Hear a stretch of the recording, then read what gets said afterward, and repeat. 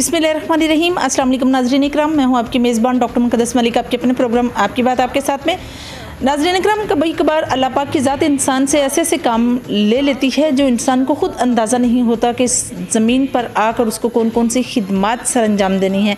आज हम मौजूद हैं NA68 UC बराज में और आपकी मुलाकात एक मुमताज़ कानूनदान, मुतहर्रिक कानूनदान जिन्होंने अपने करियर का आगाज़ एज ए लायर किया, और पूछते हैं आज हम उनसे कि उनकी तमाम तर डिवोशन जो है पाकिस्तान तहरीक इंसाफ के साथ है, और पाकिस्तान तहरीक इंसाफ के वो सीनियर रहनुमा भी हैं।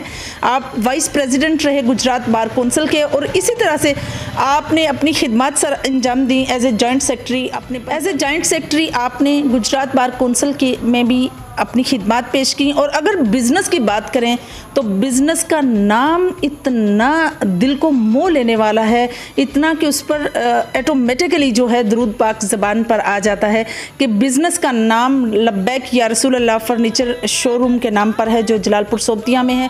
और आज हम जिस शख्सियत के साथ मौजूद हैं किसी तारीफ़ की मोहताज नहीं, मेरी मुराद चौधरी फ़ख्र ज़मान रांझा साहब हैं, जिन्होंने अपने बिज़नेस को भी स्टेबल किया और साथ ही साथ उम्मीदवार चेयरमैन भी हैं UC बराज से। तो आइए उनसे पूछते हैं कि डिस्ट्रिक्ट गुजरात में पाकिस्तान तहरीक इंसाफ की क्या पोजीशन है। अस्सलाम वालेकुम जी। जी वालेकुम। कैसे हैं आप सर? अल्लाह का करम, आप सुनाएं। जी बिल्कुल ठीक ठाक, खैरियत। सर सबसे पहला मेरा आपसे सवाल ये है कि आप मुमताज़ कानूनदान हैं, और कब, कैसे और किस तरह से आपको सियासत में इंटरेस्ट पैदा हुआ? देखें जी, जो वकील होता है जी जी वो सियासतदान ऑटोमेटिकली होता है। जी जी। तो ये जब वकालत मैंने 2001, 2 और 3 में जब मैंने एज अ लॉ स्टूडेंट शुरू की, तो उन्हीं दिनों में इलेक्शन थे, मुशर्रफ दौर में शायद हुए थे 2003 के। उस दौर में मैंने सियासत के साथ शुरू की। जिस तरह से पाकिस्तान तहरीक इंसाफ के सीनियर रहनुमा हैं, इसी तरह आप उम्मीदवार चेयरमैन भी रहे हैं अपनी UC के, तो आप सियासत में कैसे आपको लगा कि आप इलेक्शन कंटेस्ट करें? और जिस तरह से पाकिस्तान तहरीक इंसाफ की सिचुएशन है डिस्ट्रिक्ट गुजरात में, हर डिस्ट्रिक्ट में डिफरेंट है, लेकिन यहाँ ग्राफ डाउन क्यों है? पहली बात तो ये है कि आपका सवाल कि आपको हाँ कैसे आपने चेयरमैन का इलेक्शन कंटेस्ट करने का फ़ैसला किया। देखें, ये 2015 में जो बल्दियाती इलेक्शन हुए हैं, उस वक्त खान साहब एक मिशन पर थे, और अगर ये हमें सारे इलेक्शन जीत के लिए नहीं लड़े जाते, हमें पता था कि इलेक्शन पोजीशन क्या हो सकती है, क्योंकि ख़ास तौर पर बल्दियाती इलेक्शन में वो बरादरी दड़े का, गांव छोटे बड़े का, वो बड़े मसाइल होते हैं। लेकिन हमने सिर्फ खान साहब को सपोर्ट करने के लिए ये फैसला किया। मेरे साथ मेरे वाइस प्रेसिडेंट अपना थे वाइस चेयरमैन फयाज गुंदर साहब कोटली वाला से कि हम हर सूरत लड़ेंगे चाहे रिजल्ट जो भी हो। तो हमने वो तरीके इंसाफ की तरफ से इलेक्शन लड़ा। यहाँ तक आपके दूसरे सवाल का तल्लुक है कि गुजरात में तरीके इंसाफ कमज़ोर क्या हुआ है, मैं आपके इस तजज़िये से इत्तेफाक ही नहीं करता। मेरा नहीं ख्याल कि गुजरात में तहरीक इंसाफ कमज़ोर है। अगर आप लाला मूसा वाला हल्के में चले जाए तो वहाँ पर हमारा MNA है। जी जी। उसके बाद आप अगर आबद रज़ा साहब वाले हल्के में चले जाएँ तो वहाँ जो हम सीट आ रहे हैं वो सिर्फ 8-10 हज़ार के मार्जिन से आ रहे हैं। बिल्कुल। अगर आप इधर आ जाएँ, ये तहसील गुजरात के दो हैं, अब उधर हमारी पार्टी ने जब एडजस्टमेंट कर ली हुई है, काफली के साथ कर ली थी, तो ये सवाल तो अब बनता ही नहीं है कि वो कमज़ोर थे या मजबूत थे इन दो हल्कों में। मेरा ज़ाती तजज़िया ये है कि अगर NA69 जो हमारा इधर बनता है 68 शायद, इधर अगर इलाक़ ना होता काफली के साथ तो और ठीक उम्मीदवार तरीके इंसाफ की तरफ से आ सकते, तो उस वक्त की पोजीशन के हिसाब से मेरे ख्याल में एक तरीके इंसाफ, काफ लीग और नून लीग में एक क्लोज कंटेस्ट होना था। ये अलग बात है कि नतीजा क्या निकलता, पर मेरा ज़ाती तजज़िया है कि ये क्लोज कंटेस्ट होना था। और मैं किसी तौर भी इस अपने हल्के में मैं नहीं समझता कि तरीके इंसाफ कमज़ोर है। वजह ये है कि जब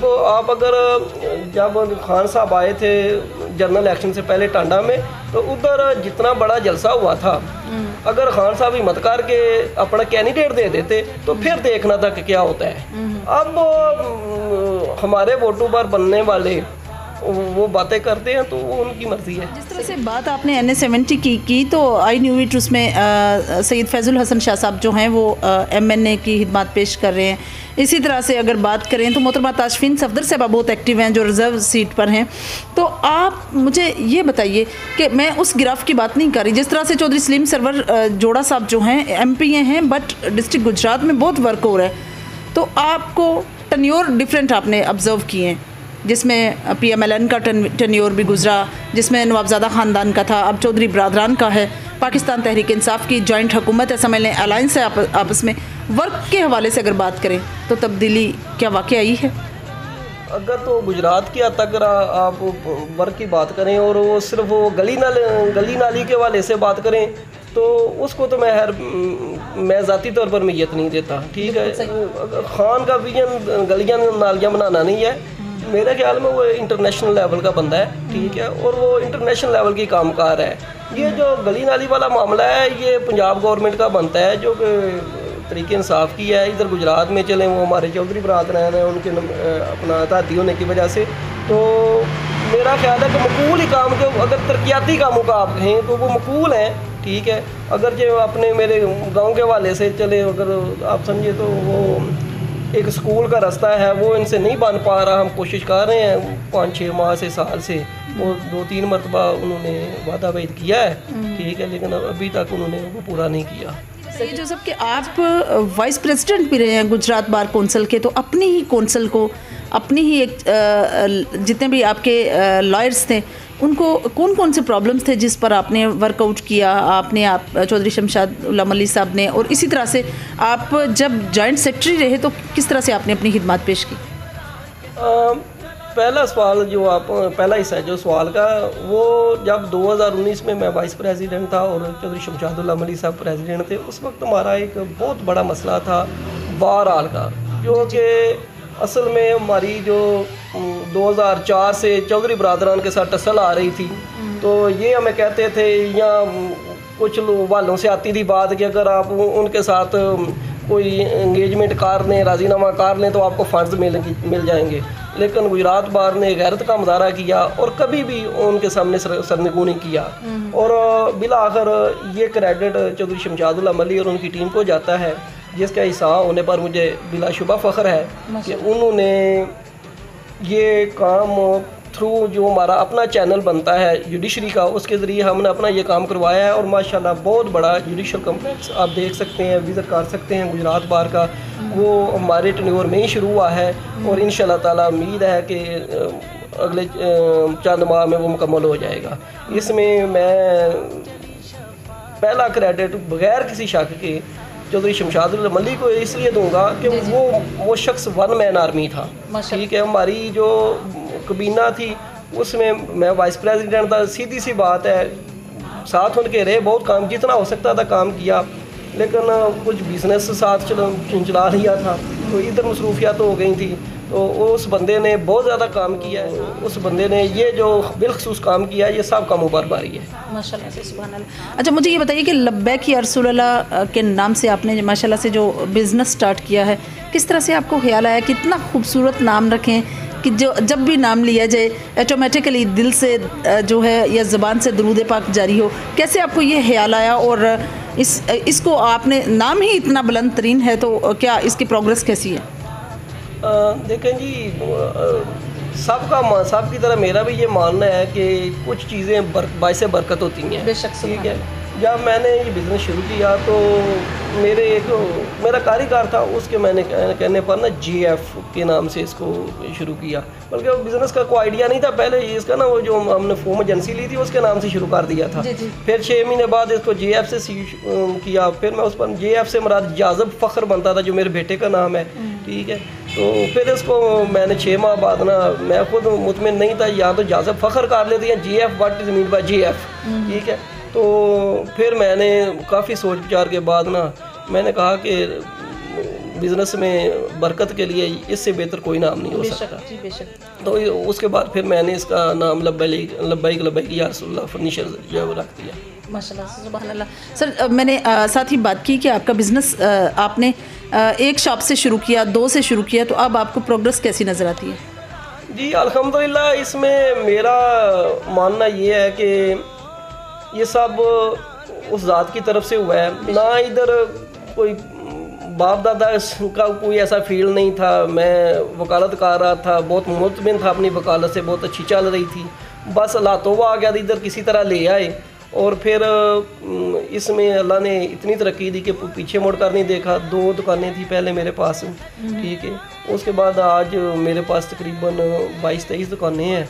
अल्लाह ने बहुत ज़्यादा इसमें तरक्की दे दी हुई है। मैं पूरी तरह मुतमिन और अल्लाह का शुक्रगुजार हूँ। मैंने बस इतना ही किया है कि मैंने किसी को धोखा नहीं दिया। जिस तरह से जलालपुर सोबतियाँ रोड पर आपने ये लब्बैक या रसूल अल्लाह के नाम से फ़र्नीचर का आगाज़ किया और माशाल्लाह से बहुत प्रमोट हुआ। जिस तरह से आप मेंशन कर रहे हैं कि 1-2 शॉप से माशाल्लाह इस वक्त 27 से अबव हैं, या I think it's related to 27। आप मुझे ये बताइए कि लकड़ी आप कहाँ से इंपोर्ट करते हैं और किस तरह से आप इसके जो है तैयार करते हैं फ़र्नीचर, और कभी इस पर कोई कंप्लेन आई या किस तरह से वर्क करते हैं और कितने वर्कर्स हैं आपके साथ? जी, इसमें अल्हम्दुलिल्लाह पहली तो अल्लाह का ये शुक्र है कि हम समझते हैं कि राज़िक वो है, लेकिन हम इस बात पर खुश हैं कि तकरीबन 10-12 बंदे हैं जिनका उसने हमारे ज़िम्मे लगाया हुआ है। तो हम पहले इस बात पर अल्लाह का शुक्र है कि चैम्बर में उधर कुछ 3-4 दोस्त हैं, ठीक है, उनका हमारे ज़रिए है, ठीक है। इधर तकरीबन हमारे पास 10-12 बंदे हैं, कुछ हैं पॉलिश के हवाले से, कुछ कारपेंटर हैं, कुछ अपना सोफ़ा का काम, कुशन का काम करते हैं। तो जहाँ तक लकड़ी का सवाल है, ये हम फर्नीचर इधर खुद भी तैयार करते हैं।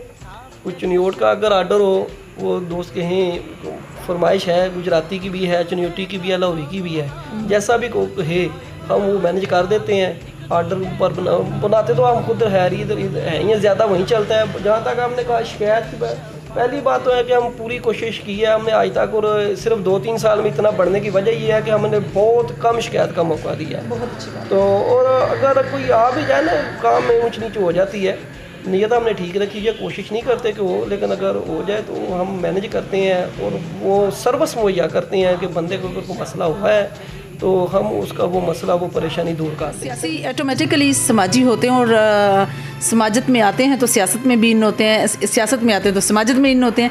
इसी तरह से बहुत अच्छा लगा कि जब हमने यहाँ एंटर हुए हैं तो साथ ही देखा कि आपने मुस्तहिक अफराद या घरानों के लिए स्पेशल जो है वो एक पैकेज रखा हुआ है। उस पैकेज में कौन कौन सी सहूलियात हैं और कितने मुस्तहिक लोगों को आपने ये प्रोवाइड भी किया है? जब मेरा काम थोड़ा सा वक्त के साथ साथ इस्टेब्लिश हुआ है, मैं कोई बहुत बड़ा बिजनेसमैन तो नहीं था, ना बहुत ज़्यादा सरमाया था। तो जब अल्लाह ने इसको इस्टेब्लिश किया है तो फिर मैंने साथ साथ सोचा कि अब मुझको इसके फ़वाइद लोगों तक भी पहुँचाने चाहिए, उनको सहूलत देनी चाहिए। तो उसमें एक पैकेज तो हमने पहले जो रखा है वो मुस्तहिक बच्चियों के लिए है। वो जो सामान जहेज़ बनता है ना फर्नीचर के हवाले से, जो आइटम्स हैं वो हमने 95,000 तक ऑफ़र किया। जो हमें अप्रोच करता है हम अपनी इस्तात के मुताबिक उसको कर देते हैं। उसके बाद मैंने ये पहले भी चले पता ही था, लेकिन थोड़ा सा सेस किया कि लोगों को इकट्ठे पैसे देते हुए काफ़ी मसला होता है। सही। तो पहले तो मैंने उसको एक साथ पर किया, लेकिन एक साथ में थोड़ा सा मामला ये आ जाता है कि फिर वहीं लोग हमारे लिए मसाइल भी पैदा करते हैं और थोड़ा सा मसला बन जाता है एक साथ की वसूली के वाले से। और फिर अगर थोड़े से बंदा रूटीन से हटकर बात करे या सख्ती करे तो फिर वो बात आ जाती है कि हम इधर बिज़नेस तो ना करें, रोज़ाना वो उधर अदालतों में उनको लेकर जाएं। तो फिर उसको हमने थोड़ा सा तब्दील करके ना हमने माना साथ जारी रखी है, लेकिन वो पेशगी बुकिंग पर कर दी है। ठीक है, अगर एक बंदा समझता है कि 6 महीने बाद मैंने शादी करनी है तो हमारे पास 10,000 रुपया जमा करवाए पेशगी माना के साथ से, और वो शुरू कर दे अपना। उसको पता तो है ना मैंने 6 महीने बाद या साल बाद करनी है, तो उसके साथ वो भी आसान उसके लिए भी सहूलत रहेगी और हमारे लिए भी सहूलत रहेगी। उसके अलावा हम कोशिश करते हैं, एक बड़ा मसला है वो जिन लोगों ने नया ख़रीदना होता है उन्होंने पुराना भी किसी तरफ करना होता है, वो हमने तबादले की सहूलत एक साथ रखी हुई है लोगों के लिए कि जिसने तब्दील करना हो वो हम तब्दील कर देते हैं। रांझा के अगर तरक्याती कामों की बात करें या उसमें प्रोजेक्ट्स की बात करें, स्पेशली हेल्थ और एजुकेशन पर बात करें, तो आपको कौन कौन सी सहूलियात दी गई हैं? देखें जी, ये सहूलियात हमें ज़्यादा और में जब ज़ियाउल हक साहब थे तो वो इधर उन्होंने हमारा थोड़ा सा ना दफाई हवाले से भी हमारा गांव काफ़ी आगे है, तकरीबन 8 साल यहाँ मशक़ें भी होती हैं। तो जब सदर ज़ियाउल हक साहब थे तो वो आए थे, तो उनसे हमने गाँव वाले ने कुछ डिमांड्स की थी, वो सब उन्होंने मंजूर कर ली थी। तो वो 4-5 दिन बाद वो उनकी डेथ हो गई। तो उसके बाद जब जहाज़ उल हक साहब थे तो हमने उनको अप्रोच किया, तो हमारा अस्पताल बहुत अच्छा बना हुआ है उसमें। उसके बाद लड़कियों का स्कूल है, लड़कों का स्कूल है, ठीक है। वो ये बड़े प्रोजेक्ट हैं। उसके बाद उन्हीं के दौर के हवाले से वो जो हमारे द्वाड़े पर पुल है वो बहुत बड़ी सहूलत थी। वो सड़क वो पुल उसी दौर में बना था, ठीक है। तो अब एक मसला रह गया है, वो स्कूल की तरफ जो हमारी सड़क जाती है, तो वो उम्मीद कर रहे हैं कि वो चौधरी हुसैन अली साहब उसको कभी फारूक होकर मुकम्मल करवा देंगे। बिल्कुल सही सर। जो अभी स्टिल सिचुएशन है मुल्की हालात पर अगर बात करें या आपकी राय लें, तो आपको क्या लगता है कि क्या प्राइम मिनिस्टर साहब से ये सब हैंडल नहीं हो रहा है या कोई और वजह नज़र आती है? मेरा इस बात को ना, इमरान खान की कामयाबी और नाकामी को मैं 2 हिस्सों में ज़ाती तौर पर तकसीम करता हूँ। एक है अंदरूनी मामला, एक है बरूनी मामला। मेरा ख्याल है बरूनी मामला में तो उसने बहुत कमाल का काम किया है। इंडिया बंदे का थोड़ा सा इसमें गैरतमंद होना भी ज़रूरी है। इंडिया के साथ मामला हूँ, डायरेक्ट तो किसी पर एटम बम नहीं मारा जाता, लेकिन ये जो हमें आदत पड़ी हुई थी उनसे हर वक्त मुज़ाकरात की भीख मांगने की, वो इसने अगर उन्होंने पानीपत का इक़दाम किया है तो खान ने स्टैंड लिया है। अफ़गानिस्तान के हवाले से बहुत उम्दा, इंटरनेशनली वो एक नज़र आता है बात करते हुए, उसकी बात सुनी जाती है। बाकी ये बात जो हमारे कुछ दोस्त कर जाते हैं कि वो अमल हुकूमतों ने करना होता है। चले पेट्रोल काफ़ी ऊपर गया है, महंगाई है, लेकिन ये प्रोपेगेंडा उनकी हुकूमत आने के 3-4 माह बाद शुरू हो गया था। आप अखबारात उठाकर ये बाकायदा तौर पर मीडिया में इन्वेस्टमेंट है उन चोर पार्टियों की, जिन्होंने सिर्फ 4 महीने के बाद ही इसको नाकाम करार देना शुरू कर दिया था। हालांकि 1 साल तक तो बंदा वैसे ही नहीं पूछता, ठीक है। तो वो 3-4 माह बाद इसने क्या कर लिया था कि इसके खिलाफ उस वक्त ही प्रोपेगेंडा शुरू हो गया था।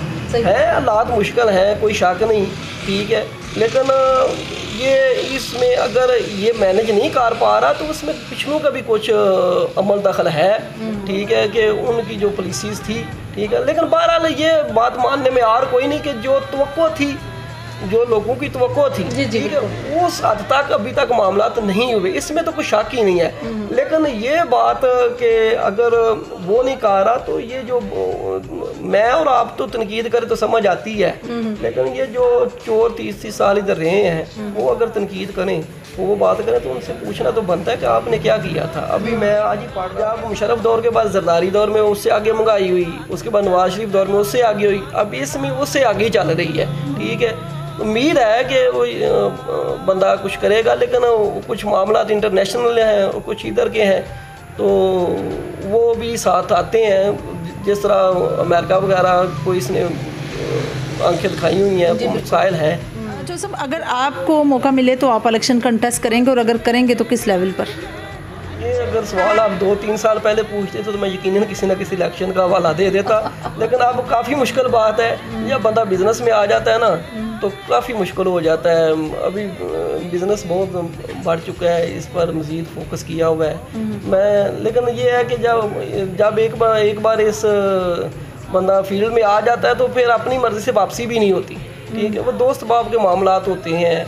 ये तो क्लियर है कि इलेक्शन खुद लड़ा या ना लड़ा, ठीक है, अपना कोई कैंडिडेट ज़रूर होगा, उसके पीछे होंगे, उसके साथ होंगे, बल्कि उससे आगे ही होंगे, ठीक है। ये देखें वक्त आप किस तरफ जाता है। ये बल्दियात के वाले से यही मैं कहता हूँ। बिल्कुल सही। आप जिस तरह से माशाल्लाह से कामयाब बिजनेसमैन हैं और अच्छे सियासतदान हैं और हर बात का पॉजिटिवली आप जवाब देना जानते हैं, कि ऐसी ही राय, ऐसा ही एक मैसेज आवाम को भी दें, और स्पेशली NA-68 के लोगों को आप क्या मैसेज देंगे? NA-68 के लोग हों या पाकिस्तान के किसी भी हिस्से के लोग, सही, हम सबको ये अब सोच लेना चाहिए, जिस तरह हम तनकीद कर रहे हैं खान पर भी, ठीक है, कि फ़र्ज़ कर लें अगर यही बात दुरुस्त मान ली जाए तो फिर बाकी जो 3 पार्टियाँ हैं ना, NA-60 वाले, जब हम NA-68 के वाले से बात करेंगे तो 7 काफ लीग भी शामिल हो जाएगी। पाकिस्तान के वाले से बात करेंगे तो वो 2 ही रहती हैं, पीपल्स पार्टी और नून लीग। तो मैं कहता हूँ कि इमरान खान को अगर वोट नहीं भी देने, अगर फ़र्ज़ करें ये कारकर्दगी आपको जो गलियों नालियों वाली है वो नज़र नहीं आ रही, तो इन बाकी 3 पार्टियों के भी वोट नहीं बनते, ठीक है। आप जब ये टेन्योर ख़त्म होगा तो फिर फैसला कीजिएगा कि अगर आप इमरान खान से मुतमिन ना हुए तो और आप गैरतमंद हुए, आप बहुत जज्बाती ना हुए, तो फिर इसको अगर नहीं देने इस वजह से, तो फिर बाकी पिछले तीनों के भी नहीं बनते, फिर आप तरीके लबैक को दे लें। मतलब वो एक नया फिर डिफरेंट हो जाएगा। वो नया ऑप्शन है, देखिए वो उनका नारा है कि हम भी निज़ाम को तब्दील करेंगे, तो इनको देने से बेहतर है कि बंदा उनको दे दे। जी ठीक है, सही है। जी तो नाज़रीन, ये थी मुमताज़ कानूनदान चौधरी फ़खर ज़मान की गुफ्तगू जो आप लोगों ने सुनी। और ऑब्वियसली हमें इंटरनेशनल सतह पर देखें तो फिर मुल्क में तब्दीली नज़र आती है, लेकिन इनर देखा जाए तो इंटरनल मामलात में हमारी आवाम और स्पेशली गरीब आवाम और एक मज़दूर जो है वो वाकई पिस रहा है और बहुत ज़्यादा पिस रहा है। अज़राए करम हुकूमत को भी चाहिए कि महंगाई को कंट्रोल करे, मामलात को थोड़ा सा टैकल करने की कोशिश करे। और साथ ही साथ अगर प्रोजेक्ट्स की बात करें तो नो डाउट काफ़ी प्रोजेक्ट्स का वादा था, उसमें मामलात कुछ हल हुए कुछ नहीं हुए। इंशाल्लाह स्टेप बाय स्टेप हो जाएंगे। हमें ऑप्टिमिज़म के साथ रहना चाहिए और इंशाल्लाह ताला जिस तरह से वर्ड जो है वो ऑप्टिमिज़म पर या होप पर कायम है, तो इसी तरह हमें भी रखना चाहिए। इंशाल्लाह हमारी और आपकी मुलाकात होगी फिर किसी नए प्रोग्राम में। तब तक के लिए इजाज़त चाहते हैं। अल्लाह हाफिज़।